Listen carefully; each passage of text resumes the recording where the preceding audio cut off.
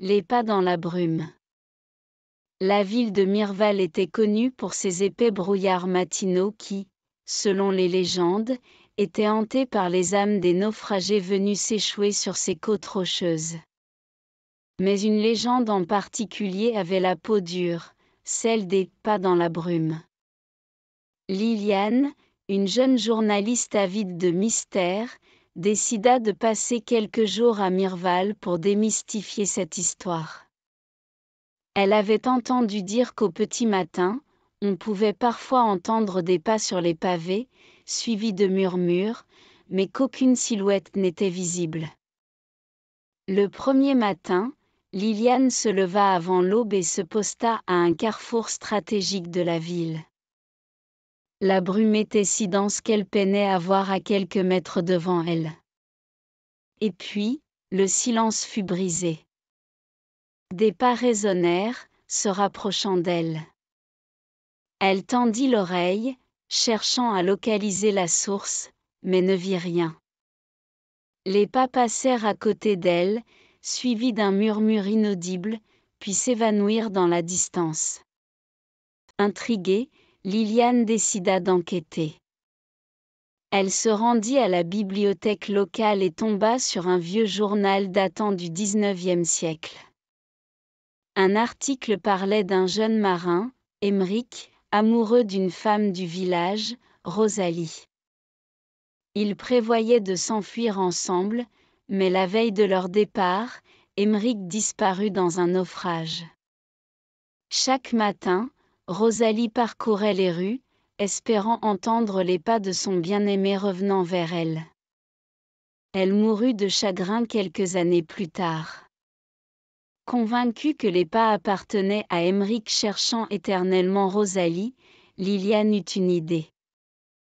Elle décida d'organiser une veillée dans la ville, invitant les habitants à allumer des bougies et à chanter des chants marins en l'honneur des naufragés.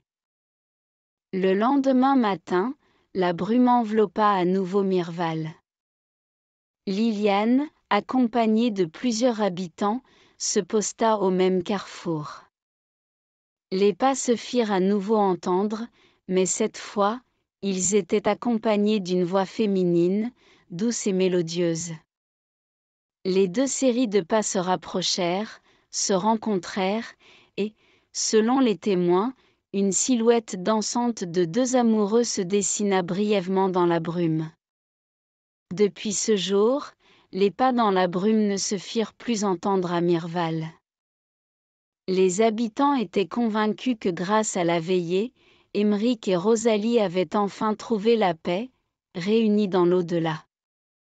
Liliane écrivit un article sur l'événement, qui fut publié dans plusieurs journaux nationaux. Mirval devint une destination prisée pour les amoureux et les curieux, et une statue représentant Émeric et Rosalie fut érigée au carrefour, commémorant leur amour éternel. Le secret de la vieille horloge.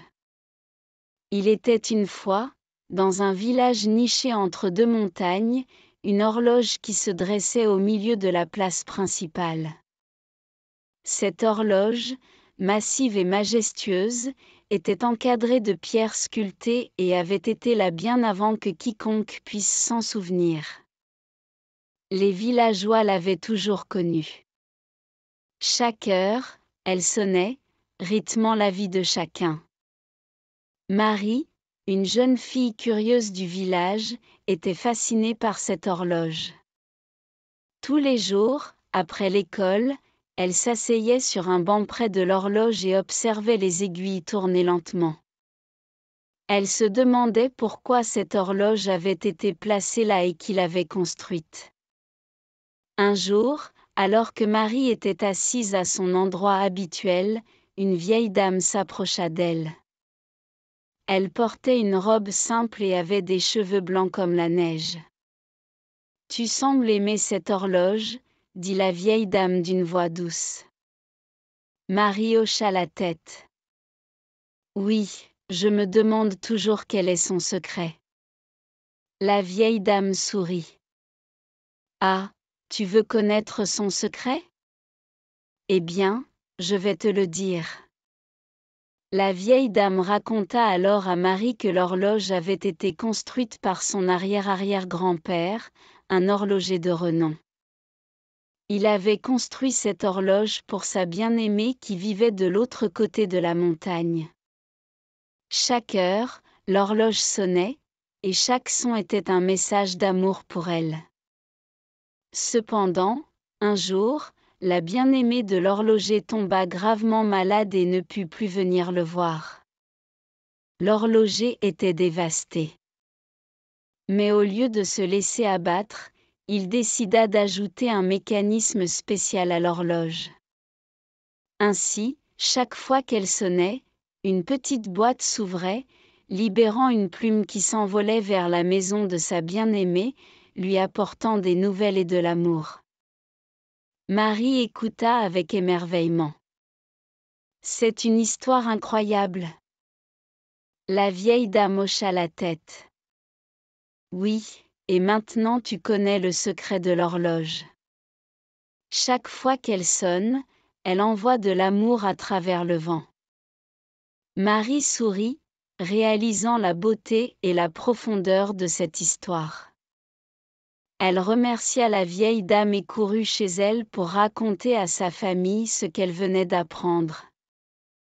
Les jours passèrent, et chaque fois que l'horloge sonnait, Marie pensait à l'amour éternel de l'horloge.